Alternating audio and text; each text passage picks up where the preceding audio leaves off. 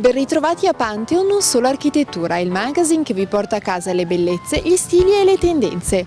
Mi presento, io sono Benedetta e oggi vi porto alla scoperta di una Padova tutta da vivere.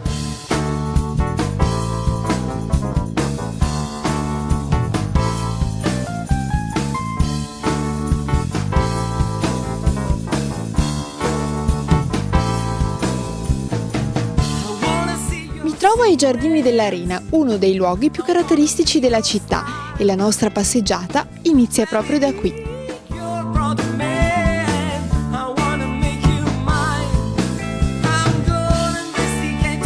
In questa puntata vi proponiamo il simbolismo in Italia, la mostra che ha inaugurato l'autunno culturale della città.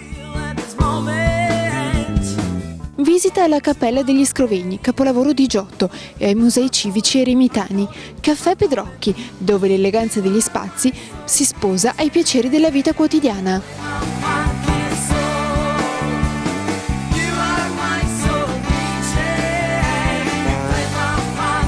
La nostra prima visita sarà a Palazzo Zabarella, che ospita la mostra Il simbolismo in Italia.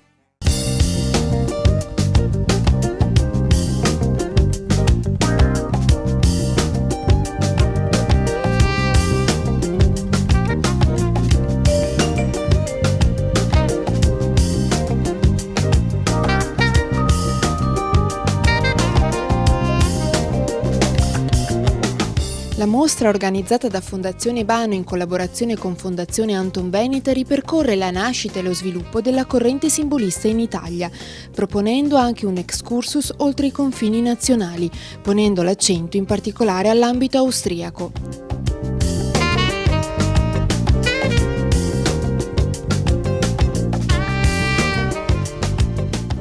Il simbolismo in Italia è una mostra speciale perché presenta nel suo progetto e nei suoi artisti è un momento prezioso e artisti che a mio avviso sono leggermente sottovalutati rispetto ai loro colleghi europei. Nella realtà la loro pittura è di una qualità che li pone non in modo provinciale come finora abbiamo percepiti, ma assolutamente nello standard dei loro colleghi europei.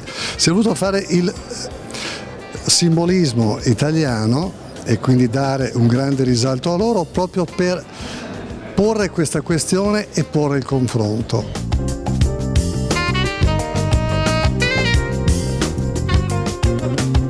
In esposizione Le due madri di Giovanni Segantini e Maternità di Gaetano Previati, opere che hanno segnato la sintesi fra divisionismo e contenuti simbolici, esposte alla Triennale di Brera del 1891, e ancora la Giuditta Salomè di Gustav Klimt, Il peccato di Franz von Stuck, per concludere con Umberto Boccioni e molti altri grandi, a cavallo tra 800 e 900.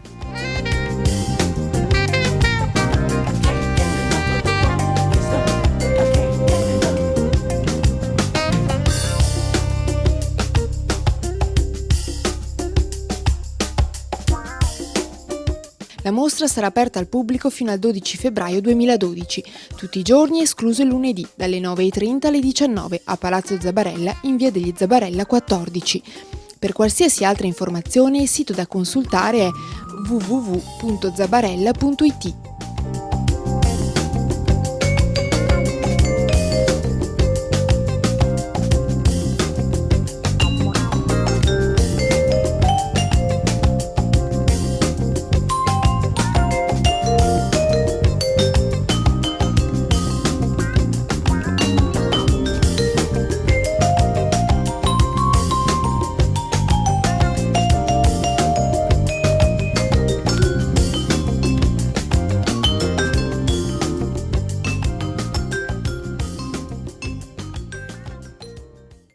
È giunto ora il momento delle pillole di news, tutto quello che c'è da vedere in città e dintorni.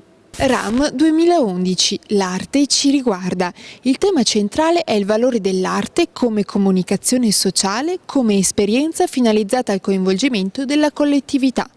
L'obiettivo è far dialogare la città di Padova con l'innovazione e i nuovi linguaggi artistici del terzo millennio. Mostre, performance, proiezioni, incontri e workshop animano la città.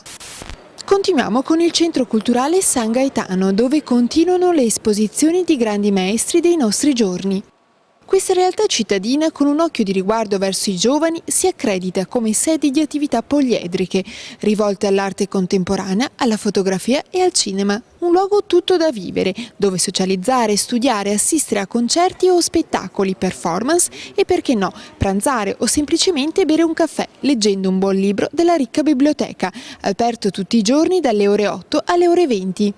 Concludiamo con il planetario, per guardare le stelle così da vicino che sembra di toccarle con un dito. Si tratta di un vero e proprio planetario digitale, dotato di videoproiezione 3D ad alta risoluzione, così da rappresentare in modo tridimensionale lo spazio cosmico. Per maggiori informazioni il sito da consultare è www.planetariopadova.it.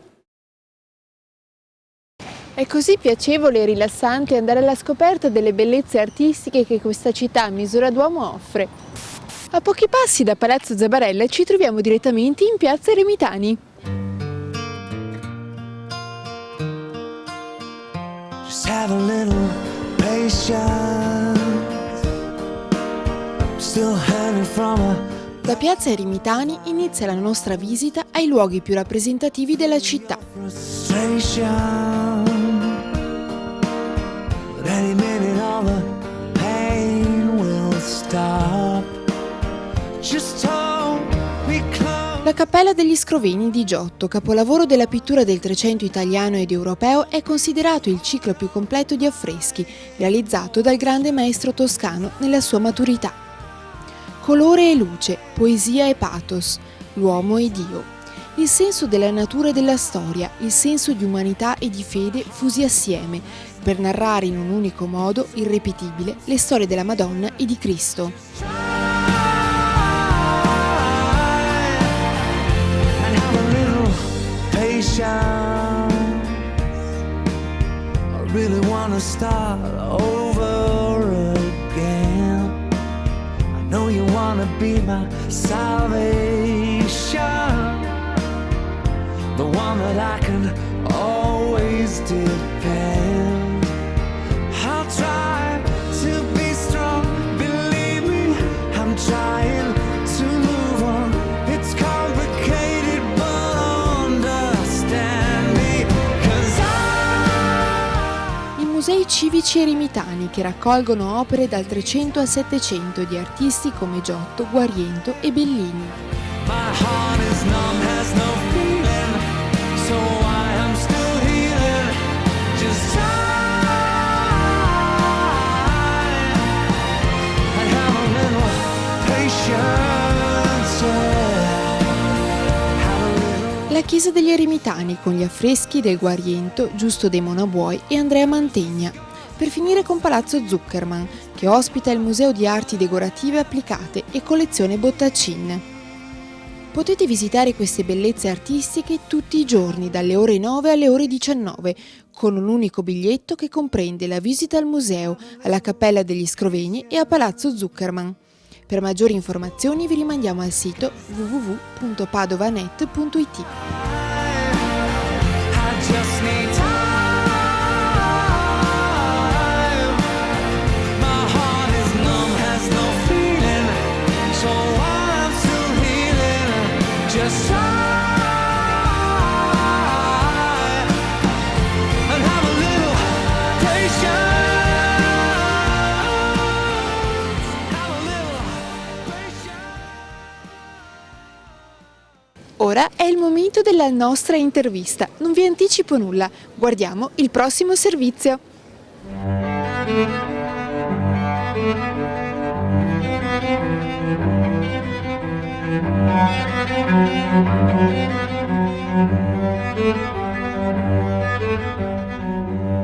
Io sono un artigiano, il mio nome è Giotto da Bondone. Dipinsi questa cappella all'inizio del 1300. Già lavorai ad Assisi, ma qui a Padova la mia fama divenne più luminosa.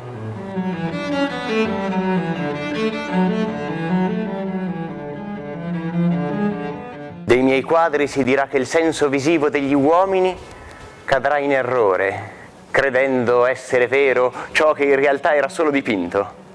Fra pochi giorni Il 25 marzo 1305, il giorno dell'Annunciazione, questa chiesa, dedicata a Santa Maria della Carità, sarà commemorata. Ed io terrò lo campo nella pittura, poiché il mio nome sarà acclamato in tutta Italia come quello del maggior pittore di grido. Certo, non solo io riceverò dei benefizi da quest'opera, bensì tutto il popolo padovano, che potrà ben essere fiero di come è stato rimodellato il campo dell'Arena, nuovo polo di devozione che sarà raggiunto da migliaia di uomini diversi da terre lontane. E poi Enrico, della famiglia degli Scrovegni, la cappella è sua. Fu il simbolo della salvezza dei suoi e specialmente di suo padre, Rinaldo, che voi ancora conoscete con il nome di Sesso di Scrofa. Era il maggior strozzino della città. Ma il giorno dell'Annunciazione il vostro popolo si radunerà qui, nell'Arena, per festeggiare la gloria e l'onore di Dio, sapendo che l'ingordo strozzino che era ieri si è dissolto, ora è un nobile, munifico e pio. Per l'eternità questa chiesa sarà il simbolo della salvezza e l'uomo, attraverso la mia pittura, potrà riconoscersi verso le fertili terre della virtù.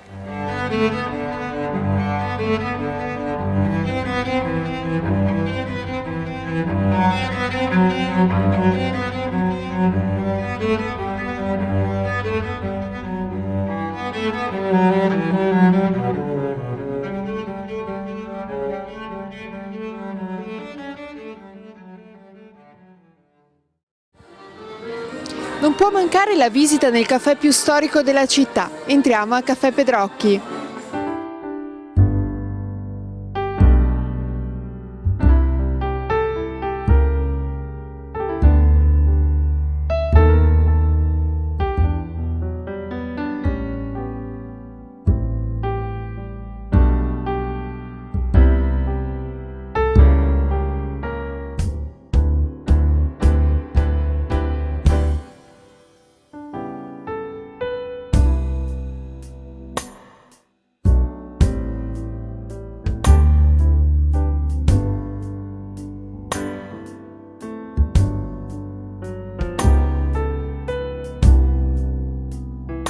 Bere un eccellente caffè in una location d'altri tempi diventa un'esperienza sensoriale sopraffina.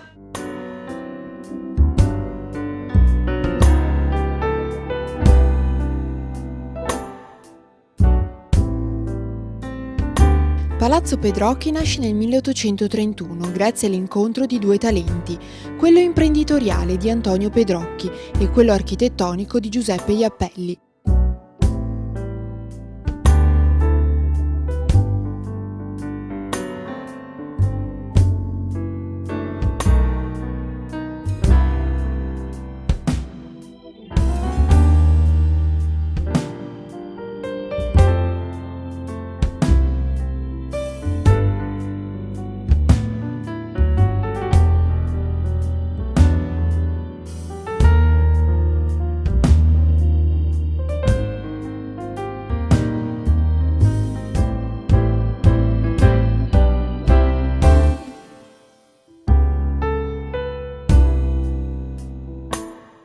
La prima vocazione del Pedrocchi è da sempre la caffetteria, proposta con ricette dove i prodotti più classici si uniscono a innovazioni originali e squisite, come il caffè Pedrocchi, dove la menta dolce e fredda si mescola sapientemente all'espresso amaro e caldo.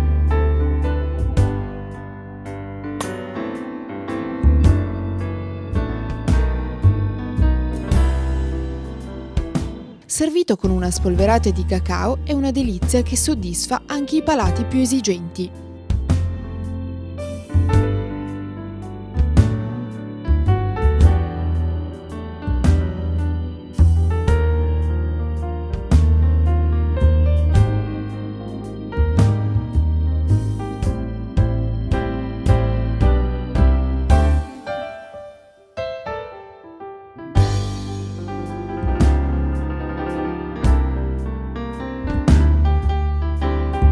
Caffè Pedrocchi non è solo caffè.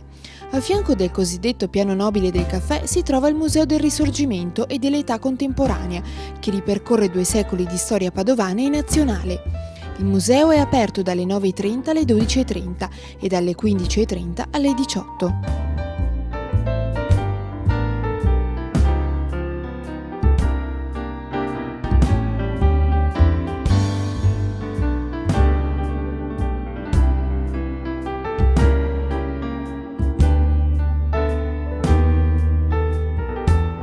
Finisce qui il nostro tour, tra Piazza Cavour e il Caffè Pedrocchi.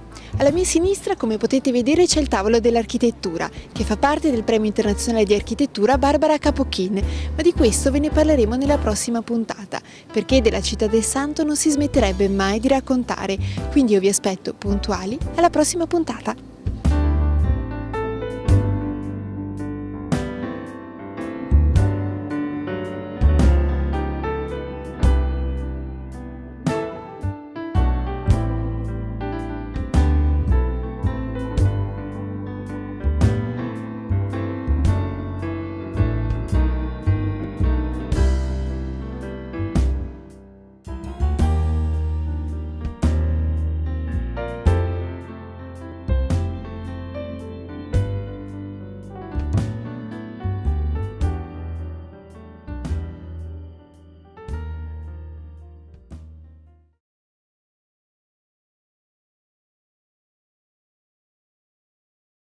Hallo, ich bin Theresia Dittrich, studiere Mediendramaturgie an der Johannes Gutenberg Universität in Mainz und bin hier in Padua für ein Praktikum von 3 Monaten. Zusammen mit Pantheon TV habe ich eine Miniserie konzipiert mit 3 Sendungen über die Stadt Padua.